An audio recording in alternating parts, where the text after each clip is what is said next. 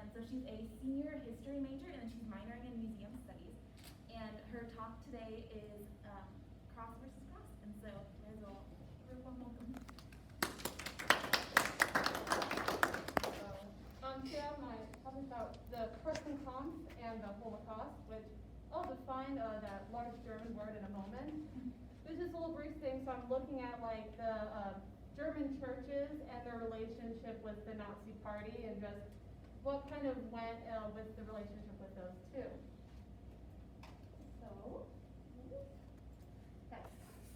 So the Martin Luther Memorial Church in Mariendorf, Berlin looks like any 20th century church. You know, it has like a steeple with a cross, high ceilings, and an ornate organ. Nothing about it looks really that distinct. However, if you take a closer look, what you find might surprise you.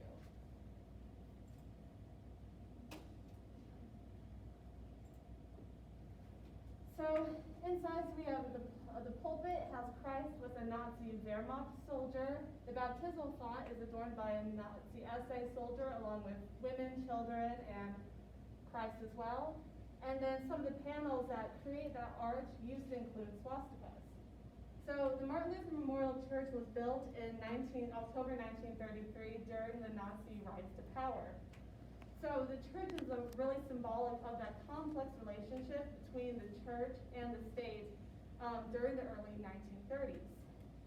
So as part of like a Nazi policy, there is a policy of Gleichschaltung, which was kind of the assimilation of all aspects of life under the Nazi Party. So along with that idea, religion was also viewed as another way how the Nazi Party could become even more in control of everyday life.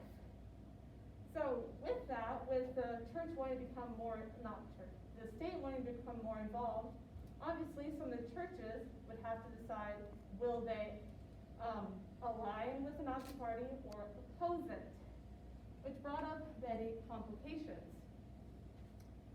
And so there's violence and resistance. So the Kirchenkampf is quite literally translated as church struggle.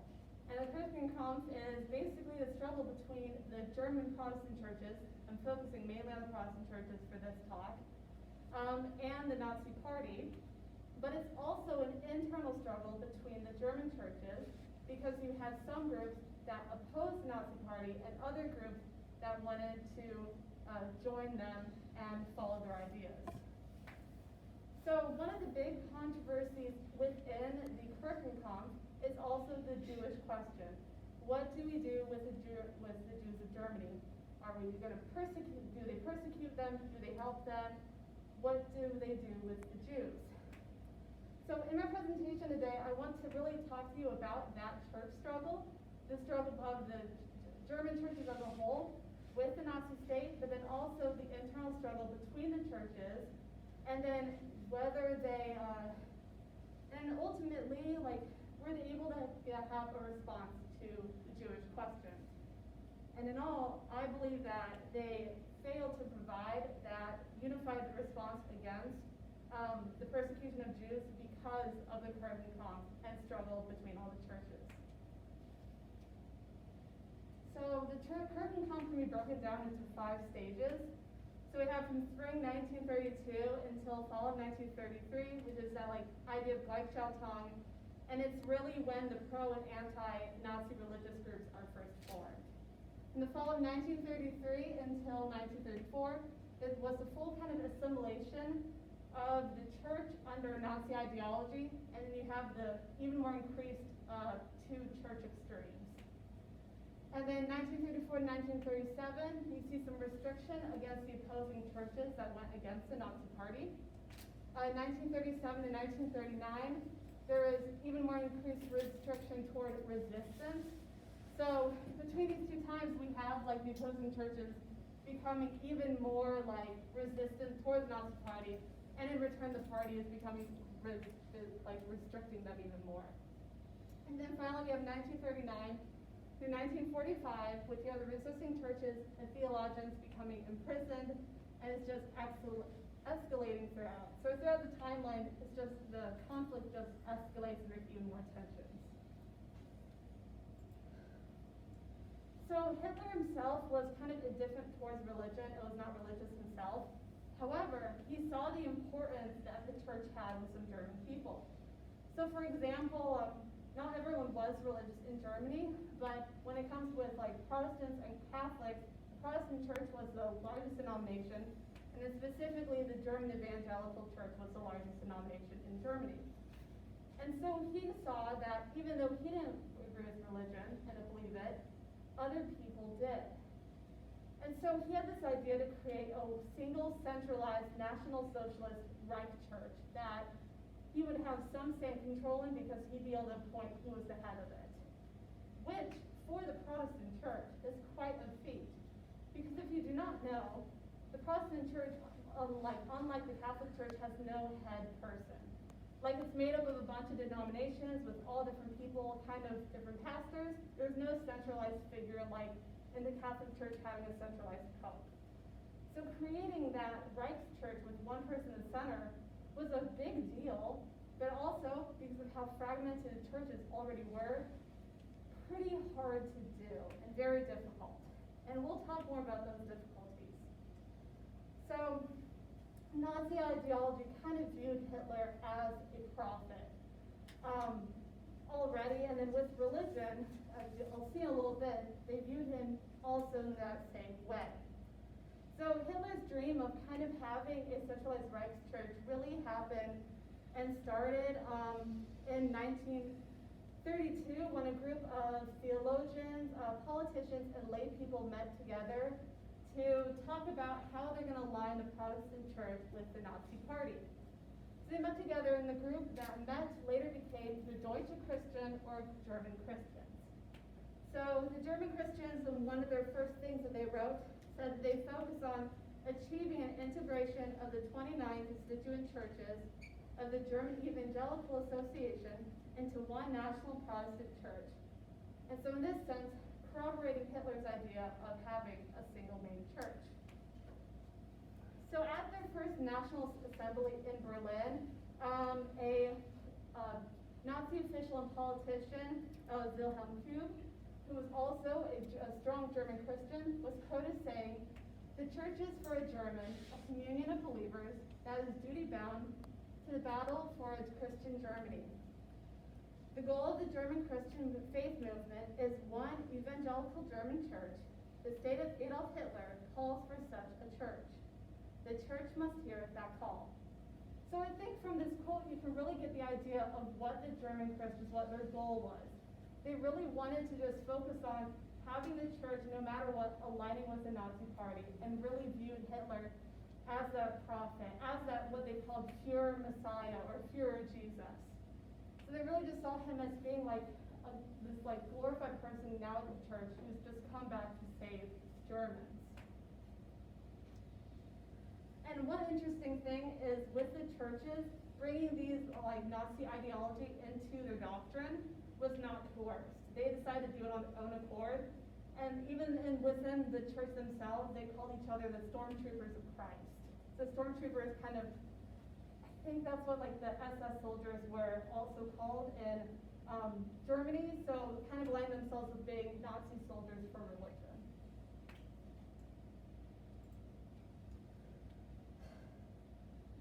So also coming out of the German Christian movement, one of the big things that really happened to kind of bring them more power was the election of a Reichsbishop. And I think I went past my slide too early, but they elected Ludwig Mueller, who was a military chaplain for the Nazi Party and also an associate of Hitler. So he was elected as a Reichsbishop to kind of be the head of their Nazi-oriented Christian church and religion. So there's a picture of Hitler and Ludwig Mueller right here, and you can see it also over there. I don't want to run all the way over. I guess I could. But really, so all these different things mixing together was really showing that the German Christians were kind of increasing in their power in religion and also with the Nazi Party. So one legislation that really started to kind of bring questions and starting the controversy of the Jewish question was the restoration of the professional civil service in 1933. So as a part of this, it had the Aryan paragraph, which stated, civil servants of non-Aryan descent are to be retired, honorary officials are to be removed from official status. So this caused different pastors who would have Aryan blood, or like were once Jewish or had Jewish relatives to then not be able to hold those offices. And so the German Christians decided to also add the Aryan paragraph to their church doctrine. So I have their paragraph up here on the board for you guys to read, but then I'm also going to say it to you as well. So those of non-Aryan or married to someone of non-Aryan descent may not be called as clergy or officials in general church administration. Correspondingly, shall apply also to members of the church bodies as well as those in volunteer church positions. So the German Christians' Aryan paragraph was the first time that the German Christians denied non-Aryans, specifically Jews, from holding offices and being in congregations. So I've talked a lot already. I'm going to take a quick break. So I've talked a lot already about the German Christians and the group that assimilated with the Nazi Party, but not everyone agreed with it. So I'm going to focus on three individuals right now who really were going against what the German Christians were doing and the Nazi Party as a whole. So first we have Karl Barth, who is on the far right. And so he rejected the Aryan paragraph and wrote about his rejection towards it and how he thought that it should be kind of written for Jewish Christians. So in one of his essays that he wrote, he said, the community of those who belong to the church is not determined by blood, so also not by race, but rather by the Holy Spirit and baptism. If the German Protestant Church were to exclude Jewish Christians or treat them as second-class Christians, it would have ceased to be a Christian church. So one of the interesting things about what Karl Barth is saying, so he is talking about Jews, but not specifically ordinary German Jews. He specified Jewish Christians, which, so Jewish Christians were Christians who converted from Judaism. They may have also been Messianic Jews. I'm not exactly sure. I couldn't find it exactly in my research. But either way, they converted to Christianity or had a belief in Christianity. So according to theologians like Barth, Jewish Christians were distinguished separately from Jews because they were baptized into the church. And under the church doctrine, they were protected and as Christians due to their baptism. So another theologian that also spoke out against the Aryan paragraph was Dietrich Bonhoeffer. So in his essay, The Church and the Jewish Question, he called out the actions of the Protestant Church against the legal discrimination of Jews. However, in that as well, he only referred to Jewish Christians and not to all Jews. So the consolidation of the German Christians, the Aryan paragraph, and then the election of a Reich bishop caused a lot of theologians who opposed it to kind of create a group effort against the Nazi Party. So then we have the creation of the Pastors' Emergency League by Madison Mueller, who is on the left, and Dietrich Bonhoeffer also helped to create it. So the Pastors' Emergency League was a resistance group wanting to help and aid those Jewish Christians who, because of the Aryan paragraph, were not able to hold church offices anymore or be in congregations. The Pastors' Emergency League then led into a larger formation of an opposition church called the Confessional Church, which was, Dietrich Bonhoeffer was a member of it, and Karl Barth and Martin Mueller were as well. So the three men that I showed earlier. So it was founded in 1930. So it was founded in around 1934 with the Barben Declaration. And so the Barben Declaration the focus was to define the clear boundaries between the Protestant Church and the Nazi Party, and defining what lines the Nazi Party should not be allowed to cross. So one statement from the Barben Declaration is, we reject the false doctrine as though the state, over and beyond its special commission, should and could become the single and totalitarian order of human life, thus fulfilling the Church's vocation as well. So in this quote, he's denying the Nazi Party having a control of religion and of life because, in his mind, it's the job of the church to bring that moral and order to everyday life, not the Nazi Party. So in the Barben Declaration, they were really telling the Nazi Party that we're stepping on our toes, going in out to our business, and this is like the boundaries that we want to have. One issue with the Barben Declaration is that it does not really say really that much about the Jewish population or answer that Jewish question. So it doesn't refer to Jewish Christians or just Jews in general or anything with that. So, for example, not everyone agreed with the Barben Declaration not taking a stance on the Jews. For example, Dietrich Bonhoeffer believed that the church should use the Barben Declaration as an official stance against the persecution of Jewish Christians and hopefully all Jews. However, while some agreed with Dietrich Bonhoeffer, many other people did not.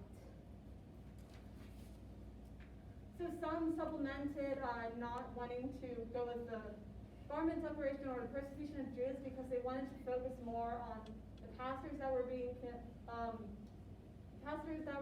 persecuted themselves and being taken to various concentration camps, and then just other like legal reasons. So the Jewish question and just views of Jews and their persecution was kind of put as like a side thing that wasn't going to be part of the confessing church, wasn't going to be one of their main ideas.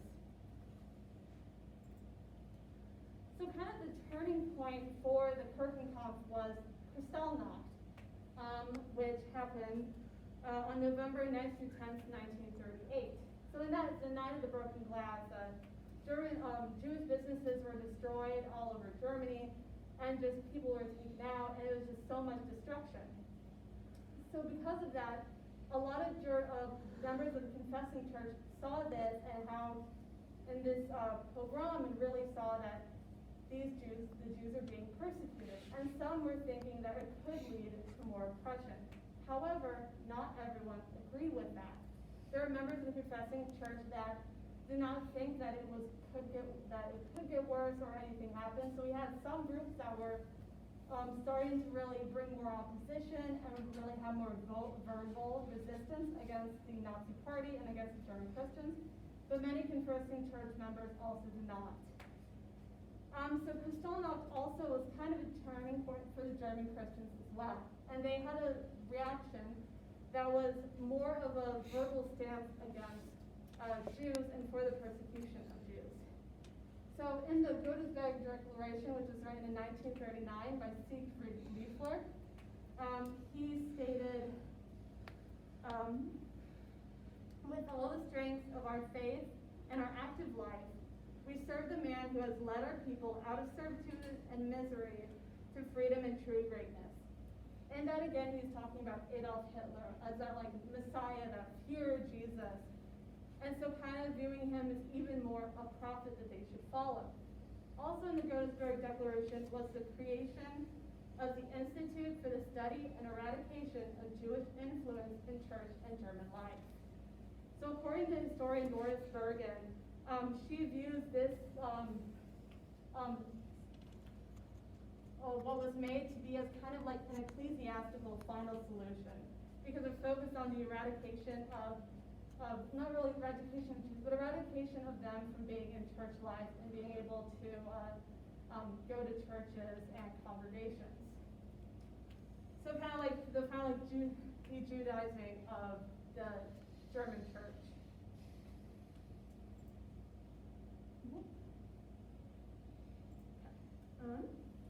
So the Nazi state began deporting Jews and other non-Aryans in the autumn of 1941.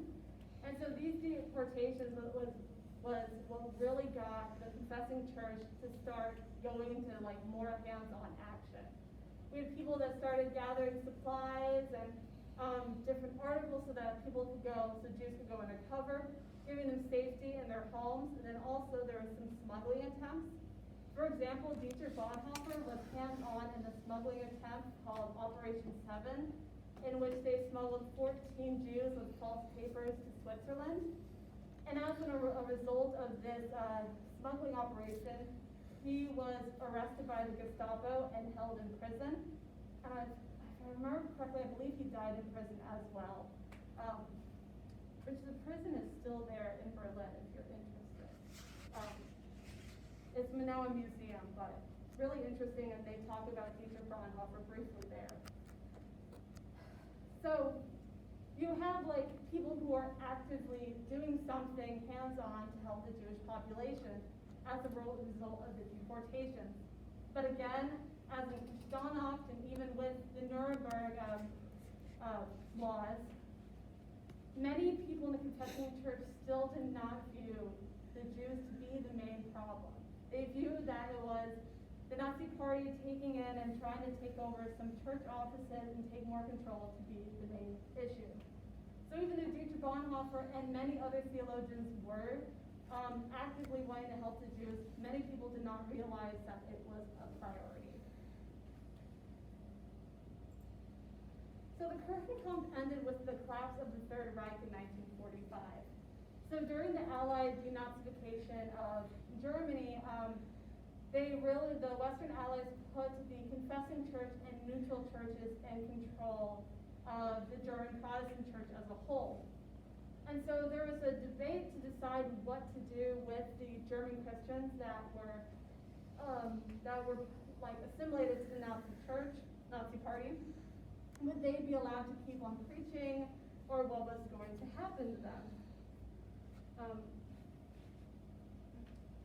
So they held us to this whole idea of de-German Christianizing and taking out pastors who had been part of the movement and not allowing them to preach.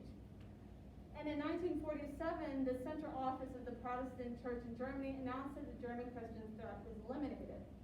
However, although they said the religious group officially said that it was over, it really wasn't, and there were still pastors that were preaching that were once German Christians.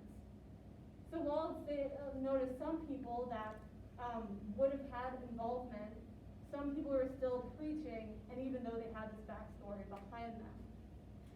And then after the war, previous German Christians, some of them kept their involvement. There was one pastor who kept on talking about persecution after the war towards the German Christians for what they did and said during the Third Reich.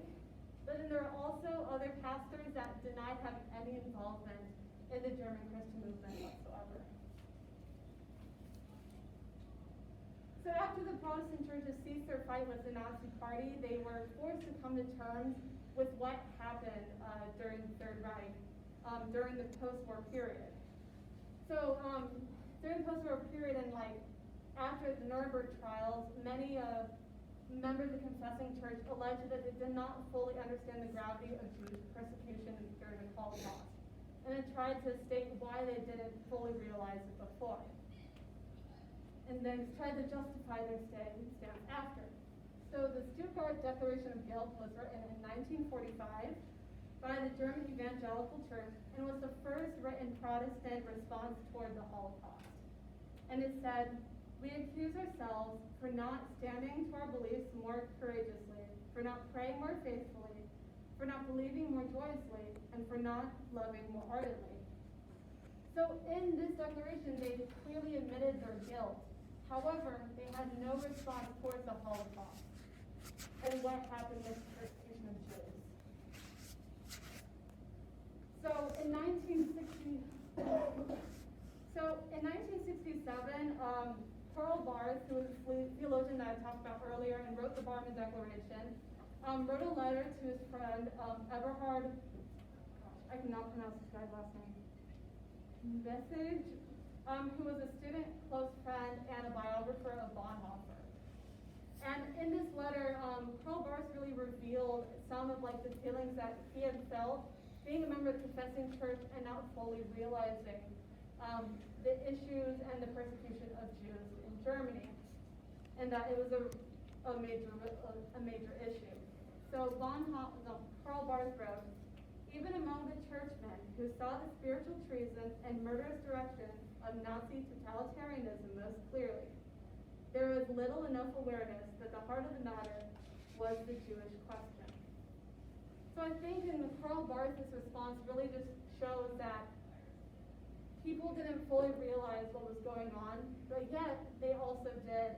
There's quotes that were written about how people in the Confessing Church clearly knew that there were some deportations or something happening with people, but yet it was too late when they discovered what was really happening and how much of an issue the persecution of Jews was. So the German Protestant Church failed to provide a unified response against the persecution of Jews during the Holocaust. And this Kirchenkampf, this church struggle between the Nazi Party as a whole and the churches as a whole, was one of the things that caused it, but then also those internal struggle between the churches. So it was really a result of not being able to go against the Nazi Party and fully realize the problems of the Jewish persecution.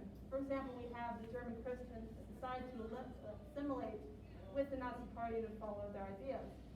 But then there's also the Confessing Church, which went against the Nazi Party, but however,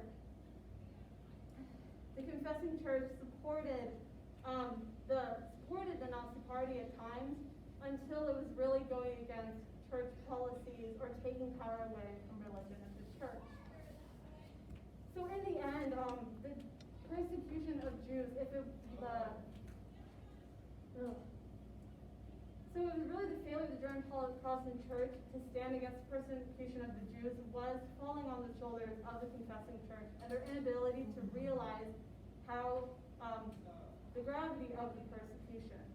So after the war and the discovery of the extremity of the Holocaust, both groups were forced to come to terms with their actions during the Third Reich. The German Christians coming to deal with the fact that they would have to either hide and deny for the rest of their life their involvement. Then the Confessing Church, those having to realize and justify why they did not help right away. And due to the tensions between members of the Confessing Church and the German Christians, the German Protestant Church as a whole was not able to assist in saving 6 million Jews from persecution and elimination.